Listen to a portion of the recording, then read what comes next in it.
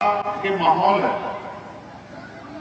वो अलग बात है कि इस माहौल में हम लोग तमाम तरह की परेशानियों से दो चार होते हुए एक अलग बात है, लेकिन फिर भी बहुत कुछ जिसमें मैं ज्यादा नहीं कहता, तो अगर मैं यहां मंच पे खड़ा होकर बोल रहा हूं,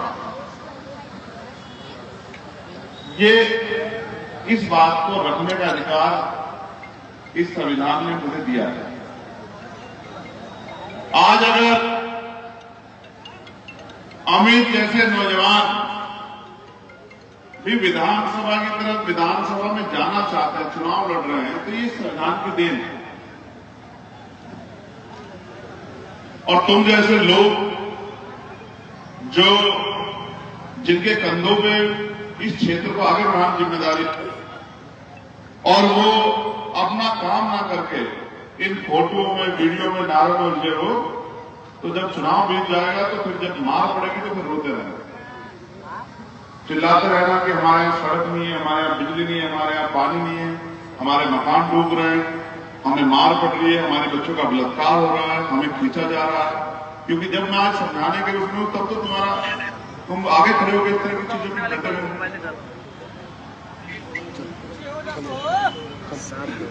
प्यारे साथियों,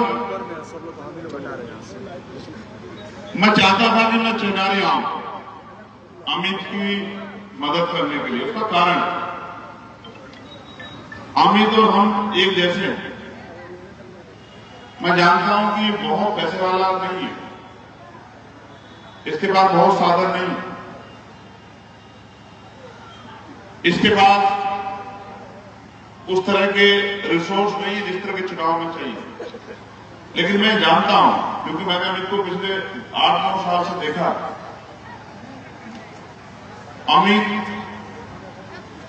यहां किसी भी मजलूम पे अगर कोई जुल्म होता तो मेरी एक आवाज पर वहां चंद्रशेखर बनकर उसका साथ देने के लिए खड़ा हो जाता, उसकी आवाज बनता है, उसके लिए लड़ता है, आंदोलन करता है, घिराव करता है, उसको ताकत देने का काम करता है, उसको न्याय दिलाने के लड़ने का काम करता है। इसलिए मेरी इच्छा थी कि मैं अमित की मदद करने के लिए जाऊं। ये लोकतंत्र है, जहां जनता बड़ी होती है, नेता छोटे होते हैं। भारत में जब राजतंत्र था तो राज बदलने के लिए बंदूकें चलती थी, तलवारें, भाले, गोलियां, तो हजारों लोग मर जाते थे, शहीद हो जाते थे अपने अपने राज को बचाने के लिए, तब जाके राजकाज बदलता था। लेकिन 26 जनवरी 1950 को जिस दिन इस देश का संविधान लागू हुआ, तब ये सुनिश्चित हो गया कि अब अमित जैसे लोग भी, जिनके पास बड़ी कोठी नहीं है, बड़ी गाड़ी नहीं है, बहुत खेती नहीं है, लेकिन बाबा साहब के संविधान ने अवसर की समता प्राप्त कराई है। अमित भी, जो गरीब का बेटा है, वो भी हिम्मत जुटा रहा है कि वो लड़के आगे जाके अपने क्षेत्र के लिए कुछ करके दिखाए। ये बहुत बड़ा बदलाव है, ये बहुत बड़ा बदलाव है। पहले तो रानी के पेट से राजा जन्म लेता था, जो रानी की कोख से जन्म लेता था उसके माथे पे लिखा होता था वो नकारा हो, कमजोर हो, उसमें कुछ आता ना आता हो, वो पढ़े ना लिखे, वो राजा बनेगा।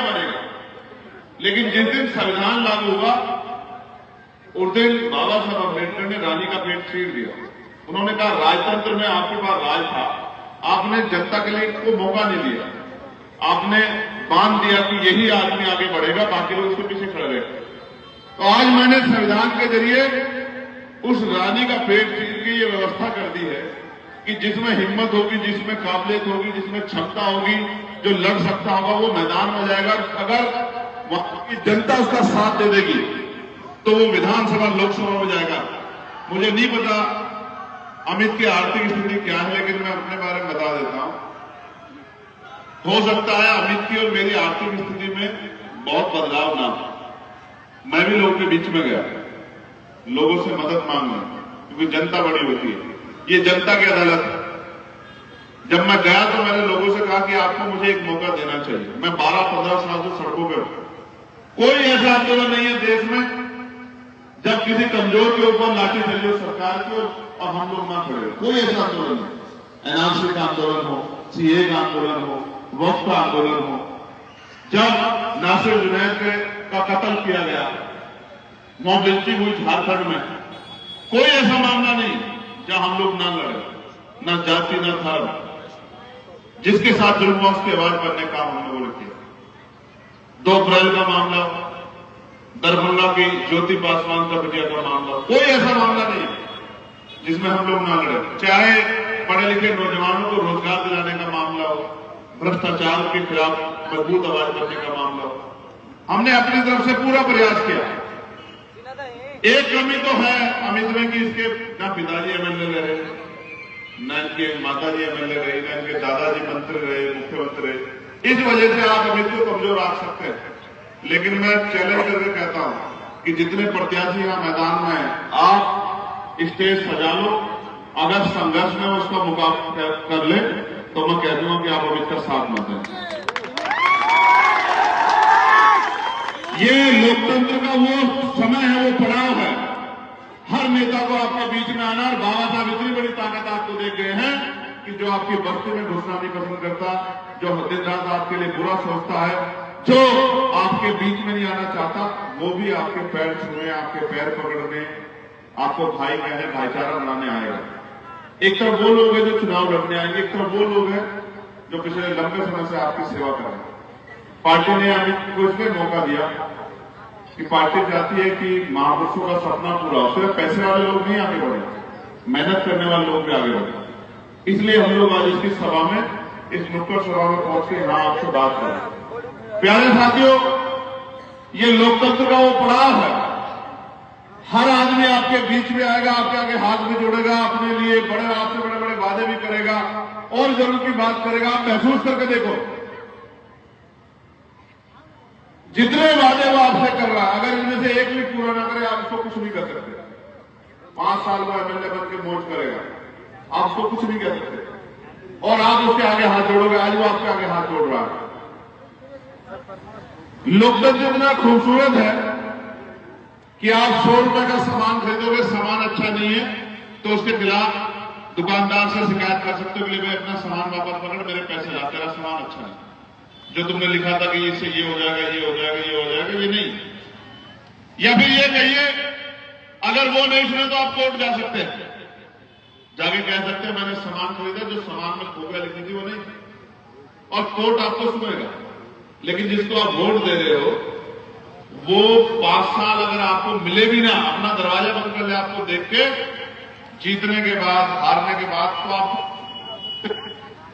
कुछ नहीं बिगाड़ सकते उसका। ये भी नहीं कह सकते कि मुझे सुन ले, ये भी नहीं कह सकते। इतना खूबसूरत है लोकतंत्र। ये ऐसा है जैसे एक वो क्रीम आती थी फैन लवली की, और वो कहते थे लगाइए गोरे हो जाइए। मेरे साथ बहुत सारे ऐसे मेरे जानकार लोग हैं जो 25-25 साल लगाते रहे, कभी गोरे नहीं हुए। समझे आप? ऐसी ही है ये लोकतांत्रिक व्यवस्था। कितने वादे कर लो, कोई कह रहा 1 करोड़ नौकरी देंगे, कोई कह रहा 2 करोड़ देंगे, कोई कह रहा 10,000 देंगे, कोई कह रहा कानून व्यवस्था अच्छी कर देंगे, सब कह रहे हैं। लेकिन इनके इन वादों के चक्कर में आके आप हमेशा इनके शिकार होते रहते हैं। आप समझिए वो समय है, शिकारी आएगा, मीठी मीठी बात करेगा, जाल फेंकेगा, दाना डालेगा, आप उसके जाल में फंस जाओगे और शिकारी आपका शिकार करके निकल जाएगा। लेकिन कल जब आपको जरूरत पड़ेगी, आपके ऊपर जुल्म होगा, आपके यहाँ सड़क की समस्या, बिजली की है, पानी की है, स्कूल की है, कॉलेज की है, यूनिवर्सिटी की है, अस्पताल की है, रोजगार की है, तो फिर आप इन नेताओं को ढूंढते रहोगे तो ढूंढने नहीं मिलेंगे। लेकिन अगर चुनाव परिणाम कुछ मिलेगी, आपके बीच रहेगा, आपकी लाठी बनेगा, आपकी आवाज बनेगा, आपको ताकत देगा, आपके साथ खड़ा रहेगा।